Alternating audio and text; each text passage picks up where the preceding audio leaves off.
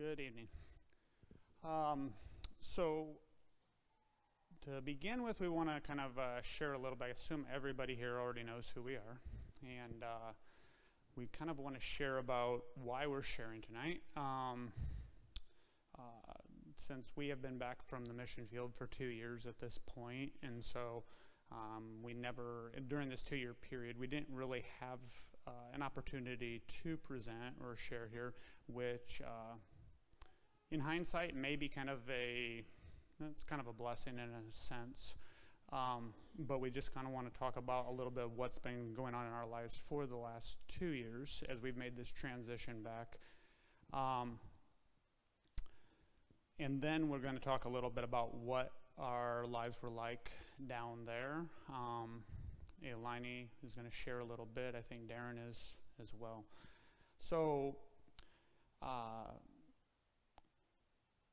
basically the last couple of years, when they tell you that coming home from the mission field is harder than going, that is true. The last 2 years have been probably the hardest part of our entire missions experience. And for the last couple of years, we haven't really known exactly why. People, it's kind of cliche to say that, and people would say things like coming home is always harder, but nobody could ever exactly point a finger as to why that was. And make a long story short, during that time we have struggled to communicate things we had gone through or what it was even like being back. And in the end of February, we went away to a missionary debriefing where we spent a week with people who had come back from the same experiences and were sharing the exact same thoughts and feelings. And so we wanted to now take the opportunity, as our heads are clear, and as during that process we had a chance to talk through a lot of different experiences, and we wanted to share them, our experiences not only from the field but from the return, hopefully in a balanced view, in a way that would help bring everybody here on board and understand kind of the types of experience we've had, what our lives were like, so that it would give you a better understanding as to who we are today, and also give a light kind of into what the lives of other returning missionaries from the field may be experiencing.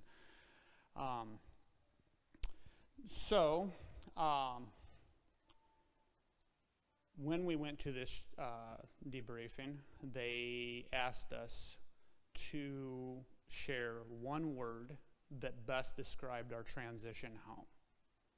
If you had asked me that same question for the last 2 years, I would have said the word was numb. And if I had said that here, most people here would have been like, that's kind of weird. And then I sat in a room with all kinds of other returning missionaries who said the exact same thing, that they felt numb. When you come home from the mission field, the two locations and the two lives are so disconnected from one another that it's almost like that was a dream that never happened. And so as you step back into this congregation, people expect you, and you're with your friends and family, they expect you to be one person even though you may not even be that person anymore. There's kind of, in reality, two separate people: the person who's still down there, the person who has gone through all these different experiences, and the person here. And on the outside it might look like we are doing perfectly okay, but on the inside we might be struggling immensely through things that most people would not even understand.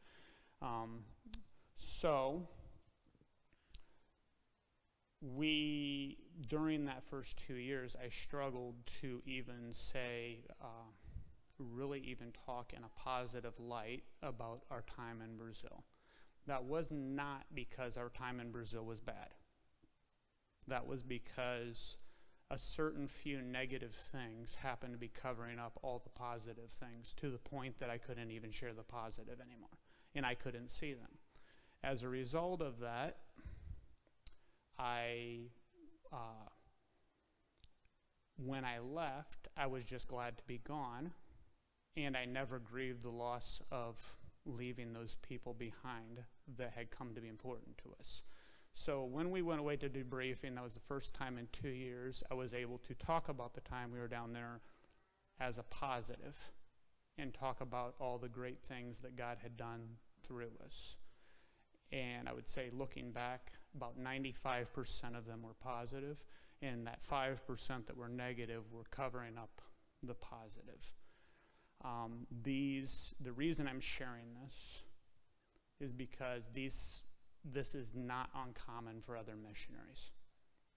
And we've had lots of other missionaries who come back and don't know how to express that.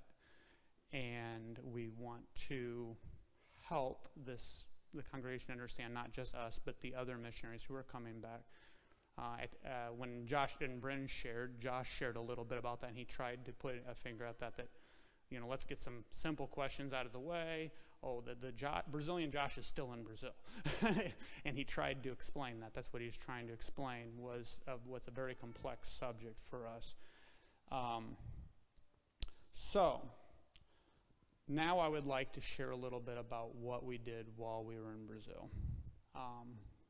And hopefully share some positives and some difficulties we went through, and the things that God did through us while we were there. When I was sent to CLM, I was sent with the objective of taking over the leadership role, and I personally had 2 goals. One was to nationalize the leadership of the home, and one was to change the home into a family-based system. And so those were my benchmarks that I would know that I had accomplished. And I never really went to be a long-term missionary. Long-term meaning I wasn't planning to be there the rest of my life. I had a goal, and that goal would be met when I left. My goal was not going to be met when I was the administrator of an orphanage. My goal was going to be met when there was a national who was the administrator of the orphanage. So that's how I would know I was successful when somebody else was doing my job. That's kind of a lofty goal to set. I think all missionaries would tell you that the goal of a missionary is to leave the organization to the nationals. But along the way, you have to make a lot of adaptations to try and actually fit that mold. And so along that process,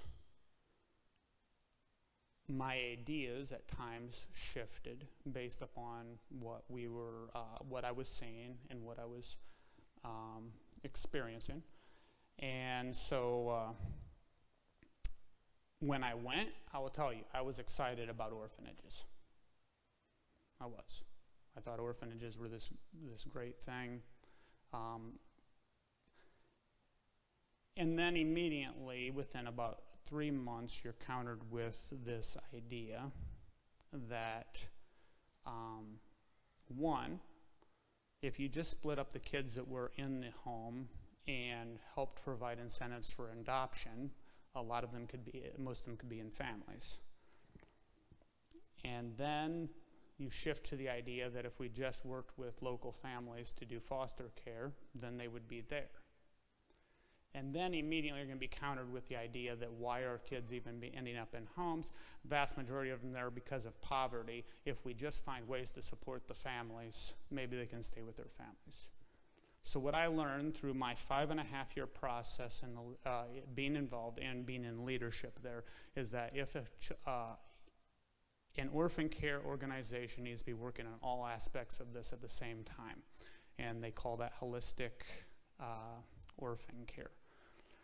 The goal being that all of these parts are not unnecessary, but if you focus too much on one and not the other, you may end up leaving children in a spot where you might have kids that are adopted out who really could have stayed with their families. You might have children who end up in orphanages for long periods of time that could have been with an adopted family. It's all over the board. So you work on all of those aspects at one time.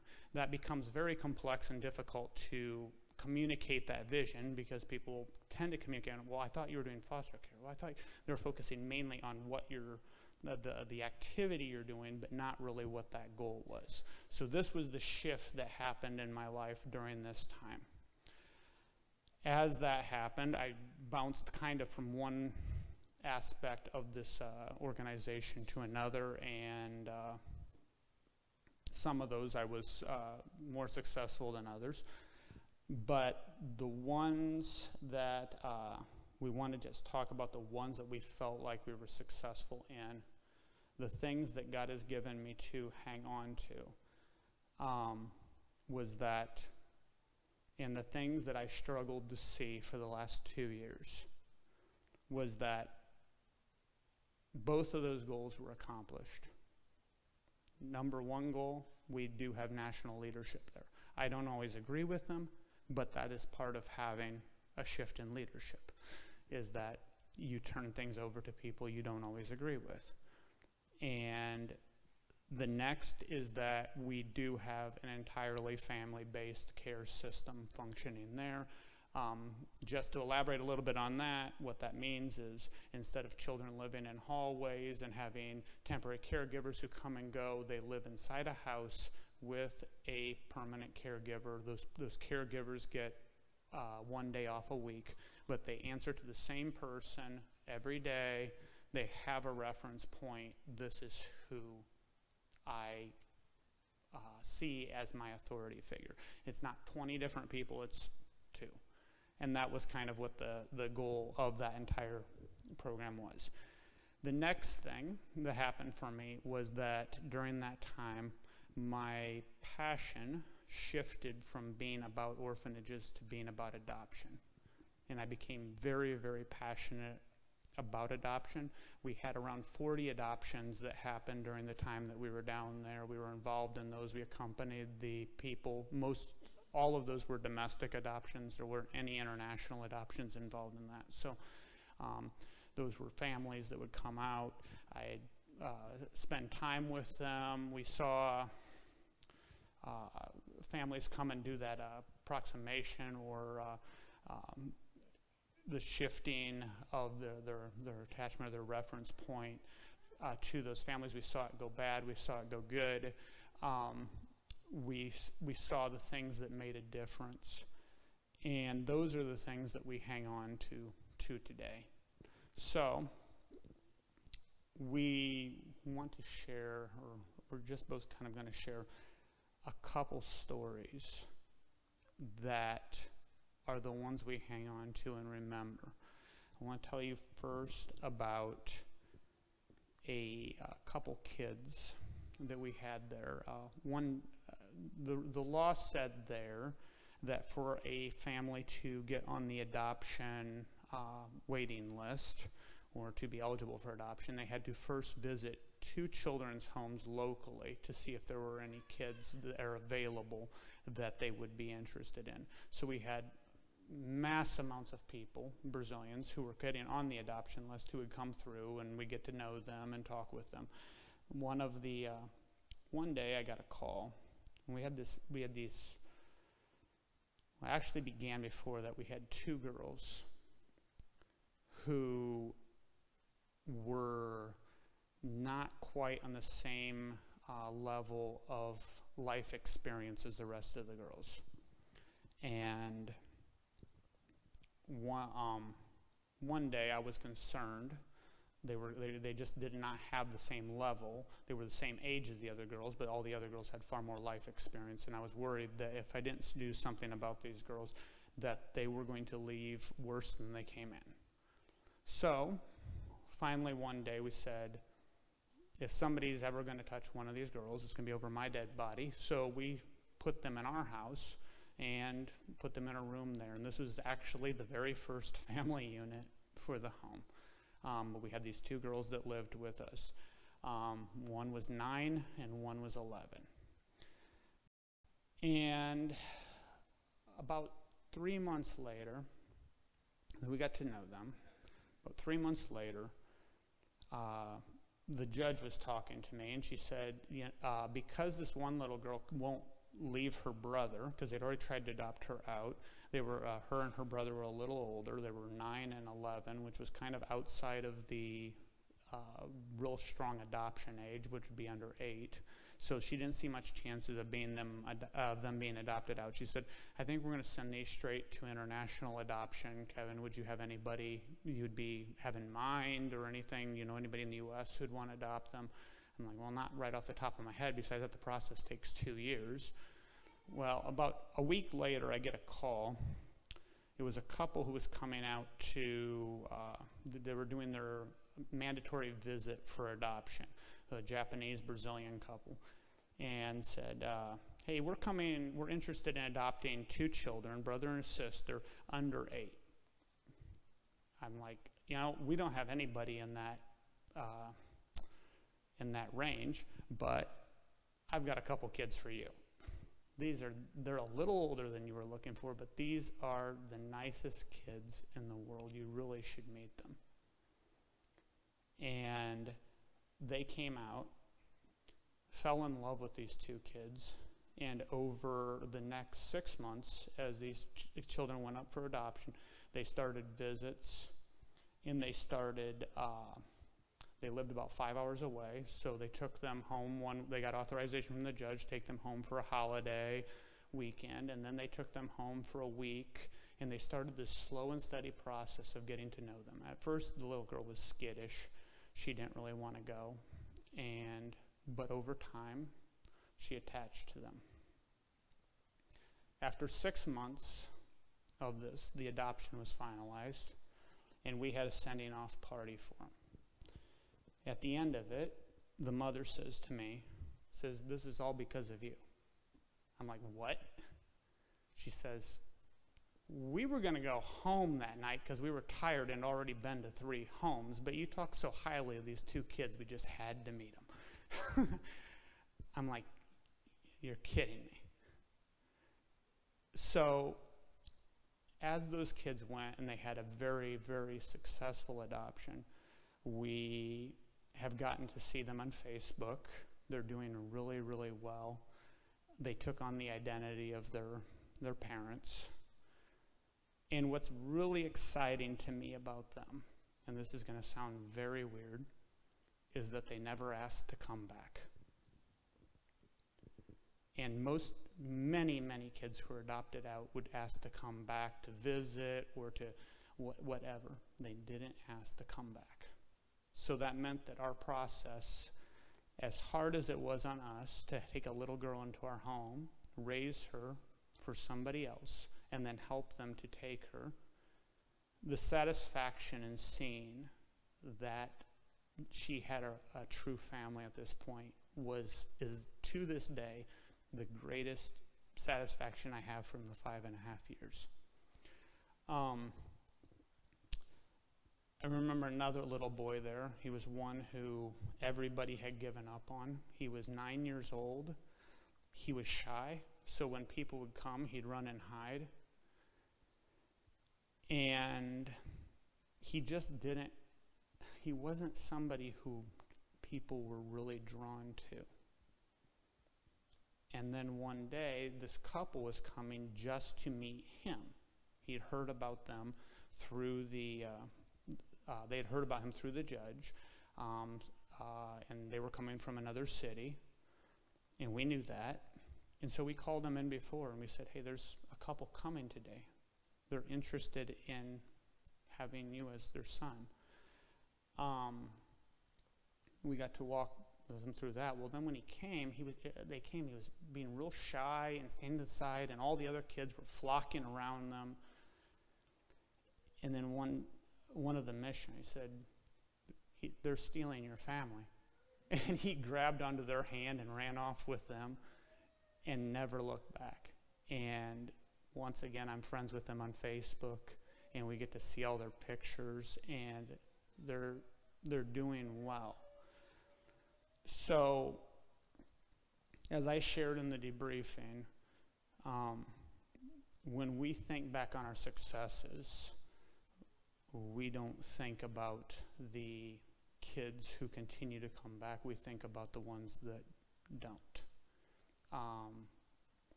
That process, during that time that we were there, we shifted from having children stay in the home for average of years to about 6 months.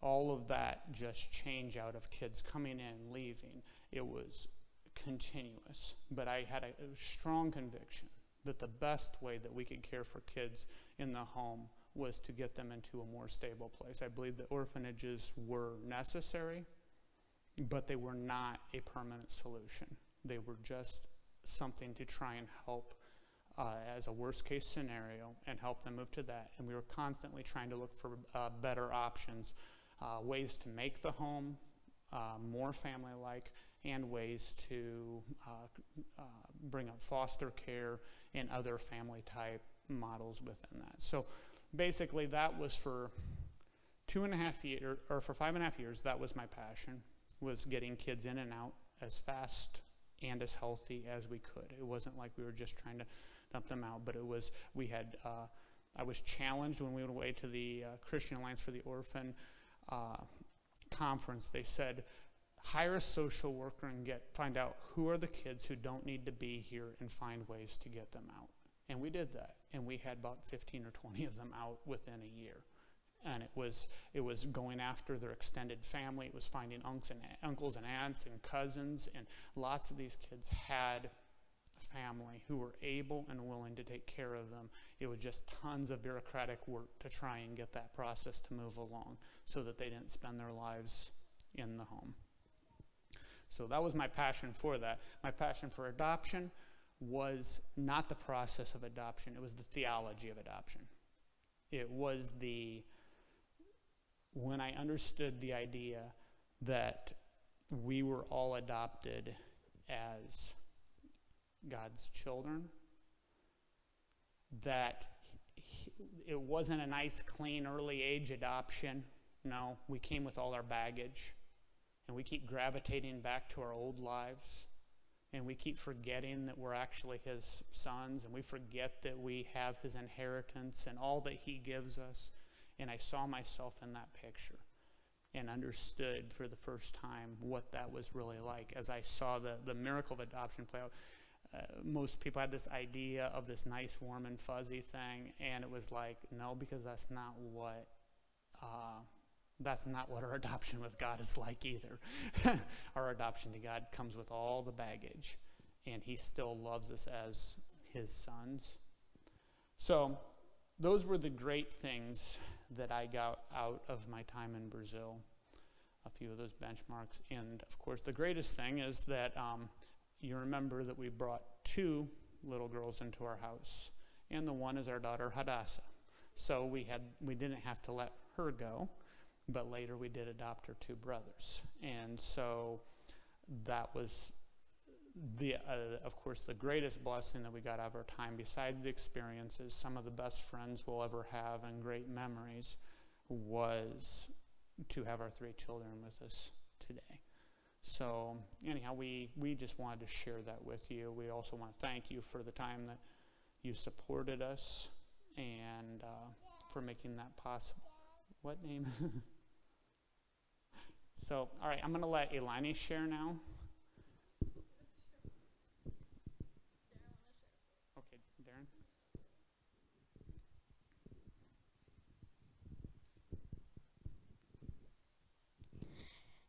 Hi, I'm Darren. So what I'm going to be sharing with you is a lesson that I learned in Brazil. They got me closer to God that I didn't notice at that time, that I noticed at least like 2 years later. So while I was in Brazil, I got in a car wreck. And that car wreck broke my arm. I didn't have seatbelts on it, and it was a very scary time. And then I kept trying to blame the car. But, and then people would be telling me not to blame the car. That night, I got home, and because the person that was in the car with me and my dad sometimes would always be playing with my mom that I was hurt, my mom was thinking we were playing. But and then when she found out, she started checking all over me for blood and everything. And so we could get home, we had someone that gave us a ride.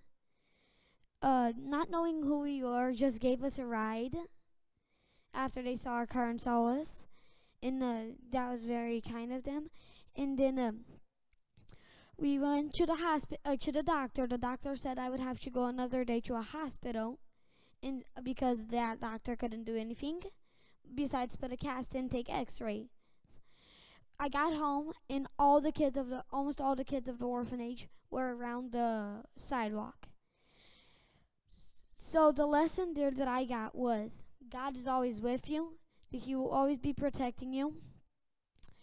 Always wear seatbelts in the car. Never try to blame a car for a car wreck. And that orphanage isn't any normal orphanage. It's a family.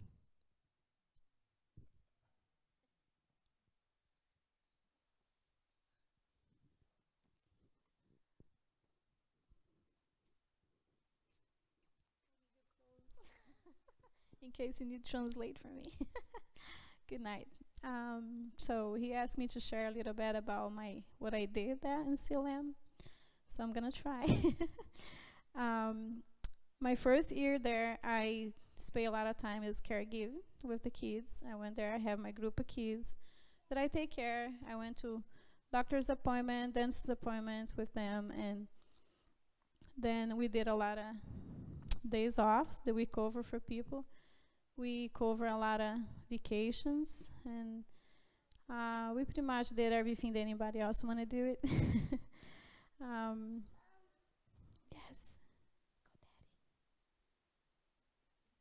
Go, Daddy. So yeah, I spent a lot of time with the teenagers there. I was able to really connect with them because their past really identify with my past, where I came from, their broke hearts and their broke lives. I couldn't really identify with them. So I have a Bible study with them. They will come to my house once a week. I will do like cake for them, and we'll do games, play games, and I was more like friend to them. Every weekend they will come to my house, borrow my clothes, my shoes, my makeup, whatever. So I was able to talk on their lives and hear their stories and cry with them and go to their rooms when they didn't want to get out and talk to them. Hey, it's going to be okay. It's going to be fine. And you're going to be okay. And really share the gospel with them. And we have this girl, the first pregnant girl in the house, the first single mom. We took her inside of my house. I take care of her. She has like 5 months of pregnancy. We took her. I take care of her until she have the baby. Then I walk with her and teach her how to change diapers, how to give bath, and stuff like that. Till she was able to wake up in the night and hear the baby crying. Then we change her to a room. I was inside of our house, but with the door outside, not inside of the house, but I couldn't hear her. So she was the first single mom that we have in the home. And after that, God showed Kevin, hey, that really worked. That's neat. So let's invest in single moms. So we start taking more single moms, which I really identify with them too, because I was a single mom once. So I was able to really directly talk to them and share the gospel with them and spend a lot of time with the teenagers. I didn't really spend a lot of time with the kids. Anyway, so I'm getting lost here. So another thing that we did, I always see Mary. I told Mary, I want to ask you, and I want to learn with you because you're here for so many years, and I want to see what you do, and I want to learn to do what you do. And one of the things that she did is she will wait in the door to receive the kids, whatever, and the kids come home and for the first time. And she'll be there waiting for the kids. Yes, go to Daddy. Yes. So the kids get out of the car and she'll say, welcome home, and give this big smile. And the kids like, who are you? And they're ready to punch her in the face, because when they brought the kids there, they didn't say, hey, get in a car, I'm taking you to orphanage. They say, hey, get in a car, let's go to a restaurant. And then the kids get there and, hey, what place is that? So they're angry, they're mad, they're sad, they're scared. And then come this lady say, welcome home. What? What's going on here? So when Kevin asked me, I needed to receive the kids because Mary is not able to do anymore. So that is one of the things that I try to change. I always will be there waiting for them, and based on their faces and how they react, if they come with the smile, because some kids will become happy because they're happy to get out of the situation they are before. So they, if they're smiling and laughing, they'll be, hey, welcome home, and hey, my name is Elaine. I will take them in my house and say, hey, we're not the one who take you from your parents, but it's okay, it's gonna be okay here, we're gonna help you guys, and we're gonna walk with you guys, and we love you, and this is my family, and now we're your family. Anytime you guys wanna come in our door. I also take care of the clothes there, the donations, so as the one who need to choose their clothes. And that's really neat job for me, because to see their excitement, all these new clothes. One girl say one day, this is really for me? Can I choose all these clothes? I say, yes, it's not really that great clothes, but for them, it's the best thing in the world. So they can choose their first toy, their first teddy bears, and their first birthday parties. I was really, really excited about that. So you can come here.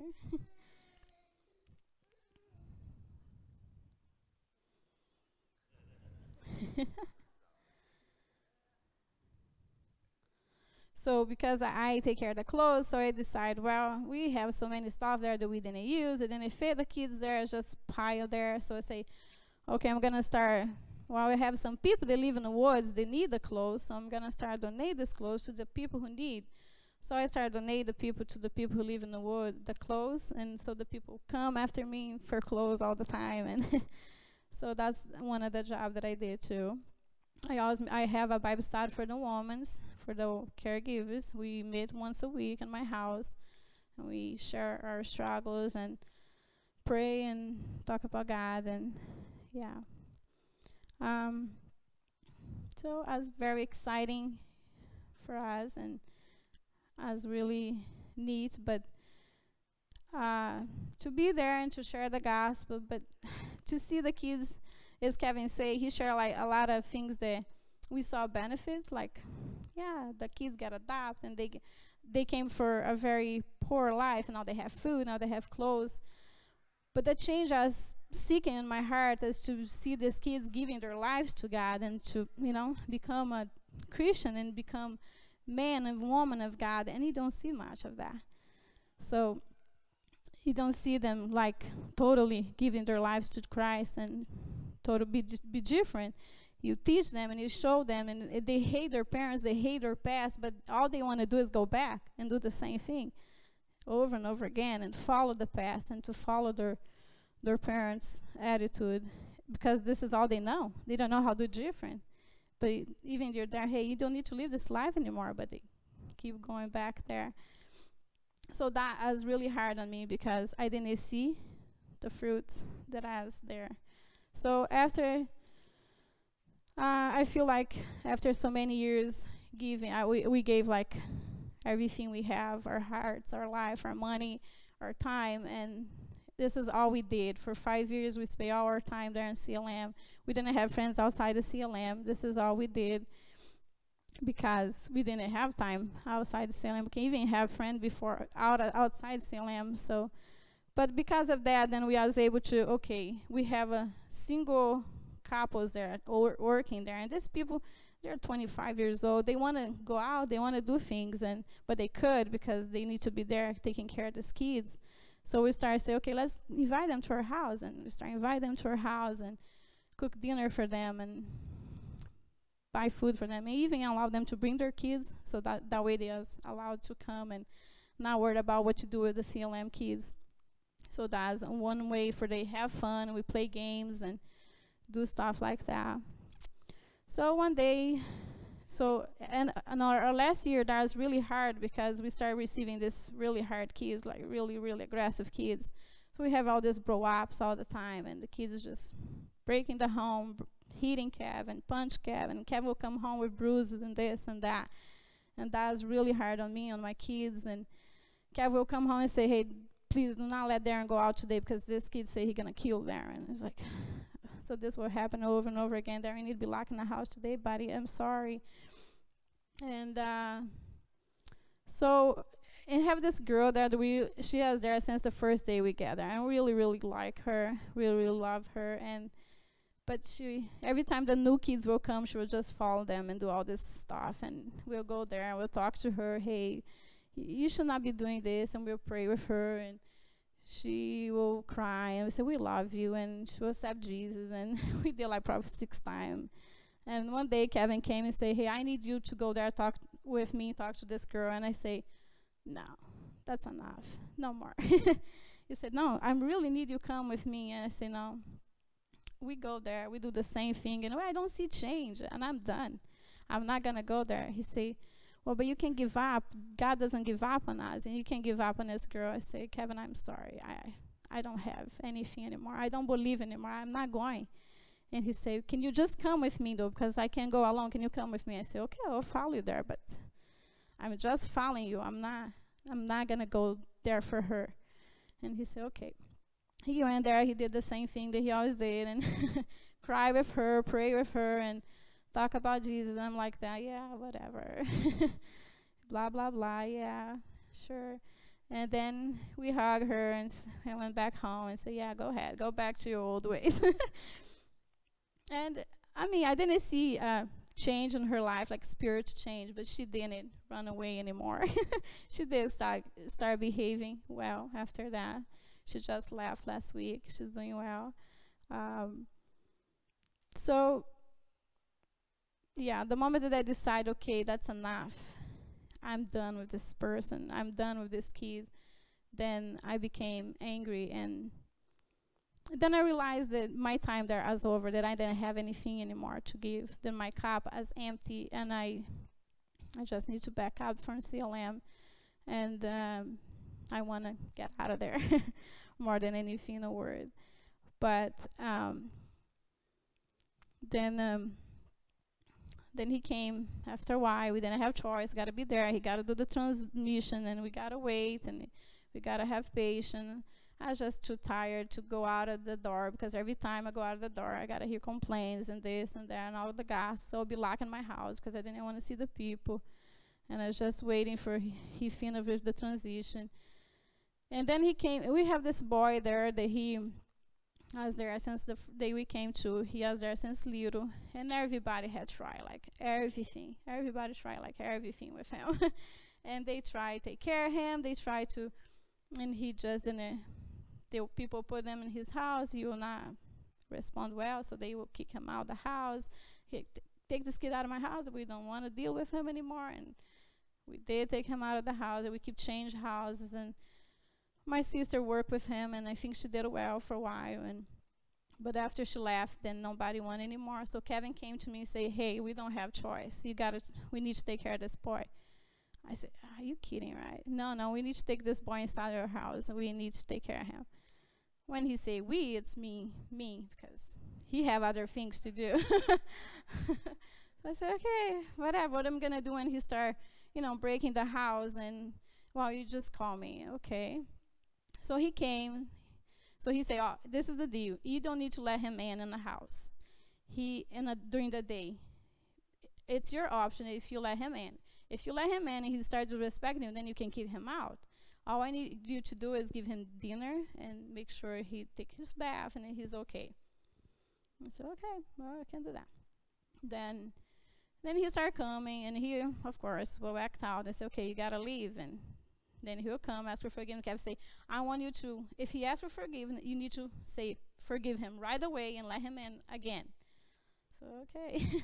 So we keep doing that. And one day he have, like, huge blow-ups, like 3-4 times in a day, the same day.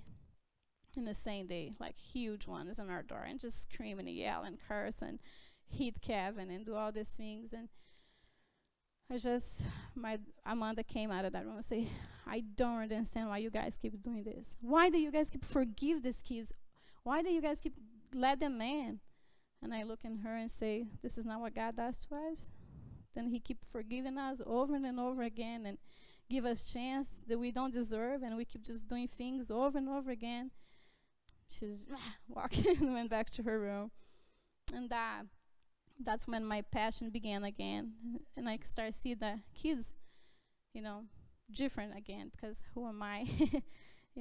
I don't deserve, and God still loves me and forgiving me every day. And that's what he has teaching me for the last 2 years. And fun enough, I'm dealing with the little child right now that's really bad behaved.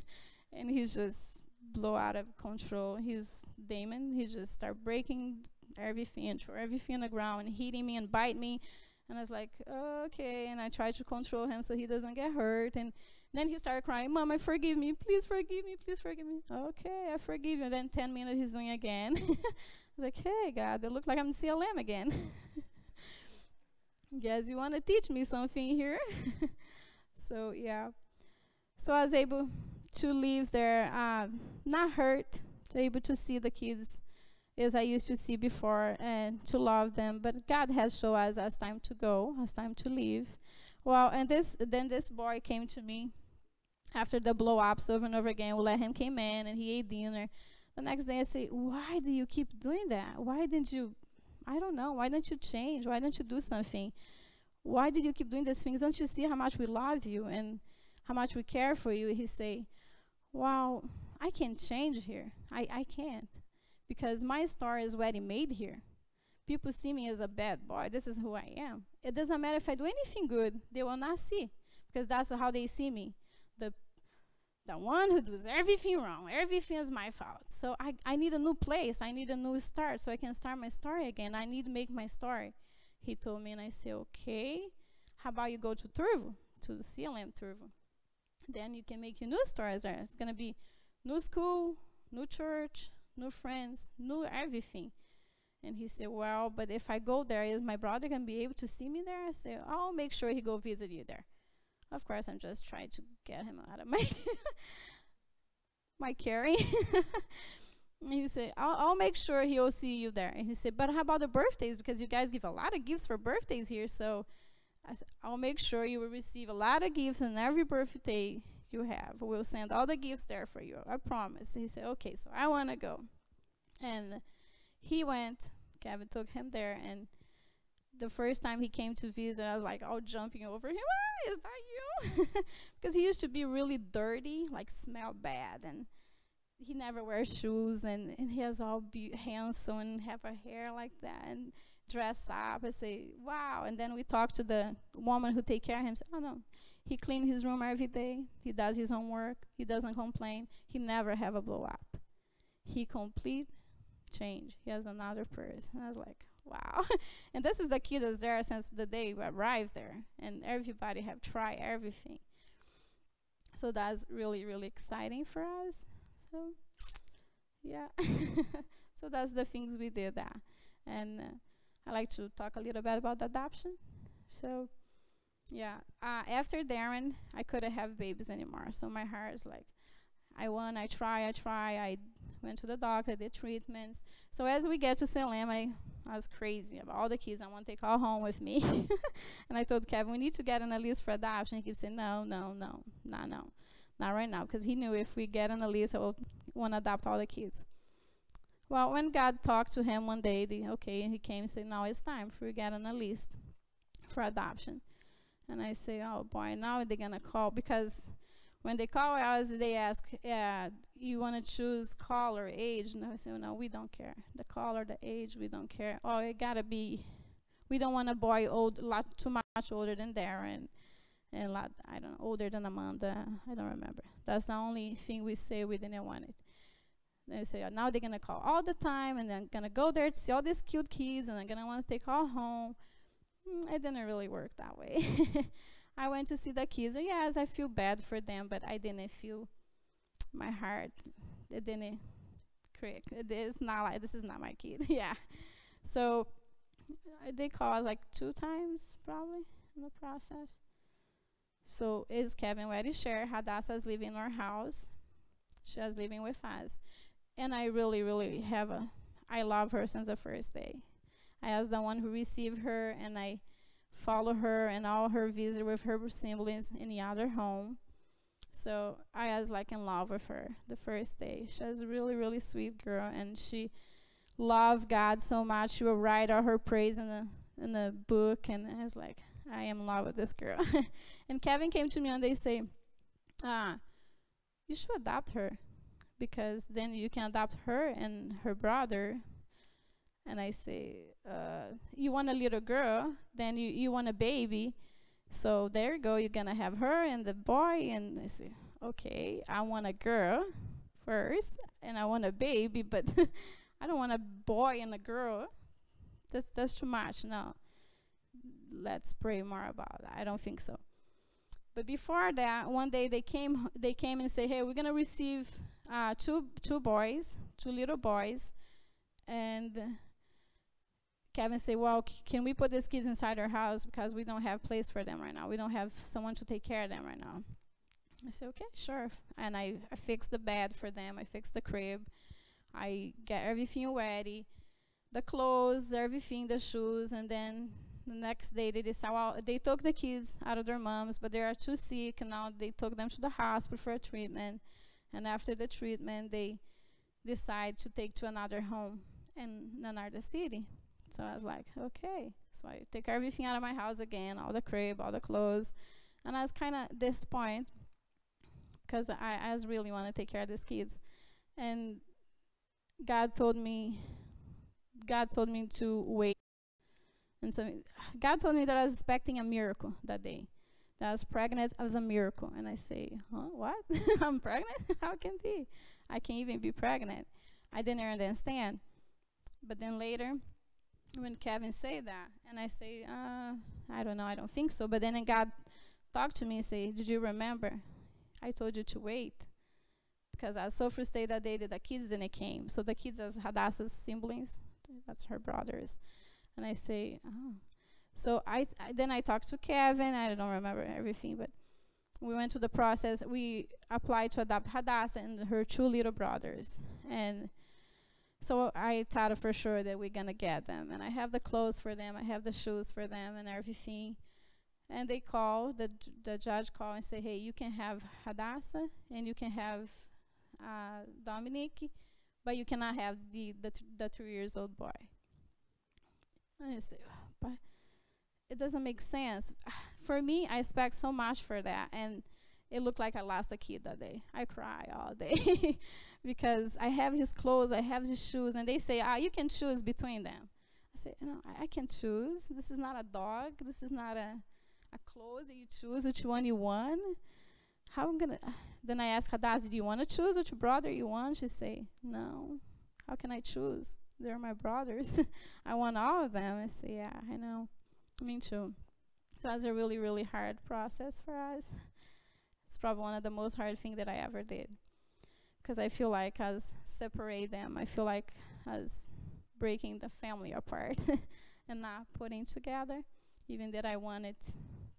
But God has shown me that we have like 3 kids, because we have things for 3 people. We buy a car with 3, and every time we get inside the car, it's like the empty spot is there. It's like, who is the next kid? You know, who's gonna be this next kid? And then Kevin, we just keep praying, and it didn't feel right. It feel like that we need another one, because God said 3, and now we have 2. So, and Kevin came to America for something, and I was walking the house. I didn't have much relationship with David that time, but I was walking there. Then I saw him do something really bad.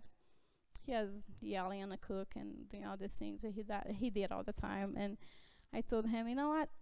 You got to change your life. You really got to change this attitude of yours. And people's not going to want you if you keep doing this, if you keep acting like that. See, your sister have a family now, but if you don't change, you're not going to have a family now. And I told him all this stuff. And I walk back home, and God say, but who are you? Who you think you are? to talk to him like that. He doesn't have the power to change himself. You don't have the power to change him. Did I told you to change everything before you came to me, or did I accept you the way you are? Did I love you the way you are? And that day I just start loving the boy. It's just like, okay, that's crazy. Not him, Lord, please. Because he has a really, really hard kid on a home. So Kevin came home from America and he said, I need to talk to you. I said, oh, great.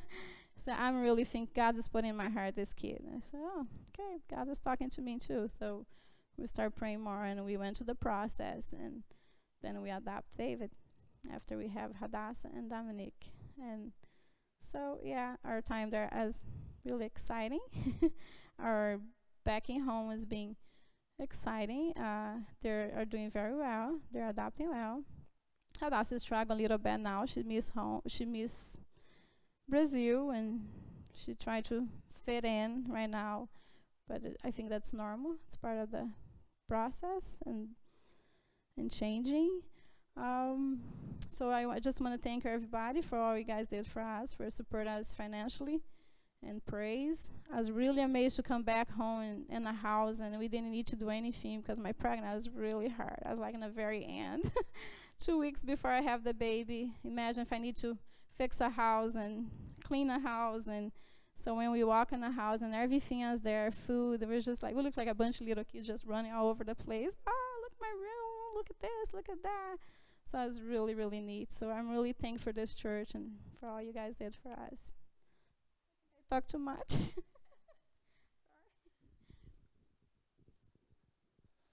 Okay. So we had a video now. What's that? Okay. No. So we have a video now, and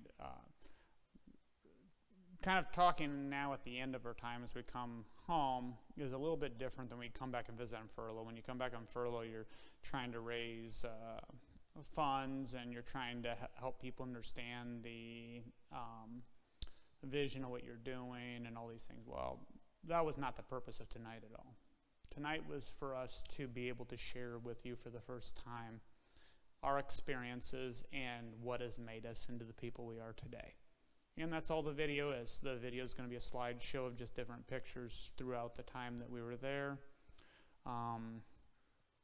You know, not really a purpose, but just to help everybody to understand better who we are today. Elaine did mention that we knew it was our time to come home. That's very obvious looking back, but that's also was obvious when we were going through it, although as a missionary, I think there's lots of missionaries here, but I know I second guess myself a lot, and I believe that's normal, but I was constantly second guessing myself and looking for confirmation if we were making the right decision when we were making that decision. We can look back and see that time had certainly come to an end. Before I went, I had prayed. I said, I struggled with a lot of regret over when I had left Brazil the first time, feeling like I hadn't trusted God. And I told God, I said I'd give everything for a chance to go back into the same circumstances and trust Him this time. And I can look back and I can say, we did trust God. There were struggles. There have been struggles since, but we trusted Him. He gave us that. Our time was over because, one, I was always involved with the hardest kids in the home. There were about 4 or 5 kids who were really, really hard. And I worked with them the entire time I was there. And at the very end, I knew I didn't have it anymore. That boy that Elaine talked about, that was the last one. And she talked about a couple of them. There were just kids I worked with constantly. The exact same issues over and over and over again. And I knew that if another boy walked in with the same circumstance, I didn't have it. Said, I gave everything I had to those, but I need some time now to recover from that. Doesn't mean I'd never have it again, but I didn't have it anymore.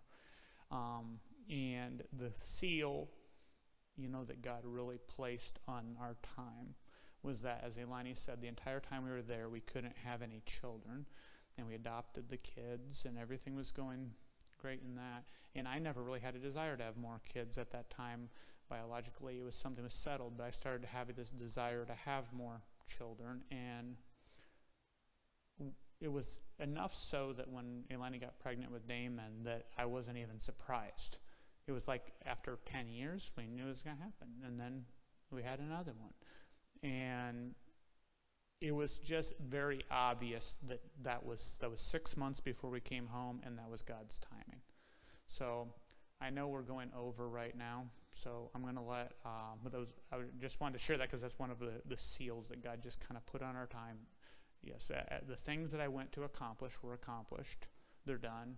You can always second guess yourself and say, maybe if I'd stayed another year, this would have happened. Well, maybe it wouldn't have. It doesn't really matter.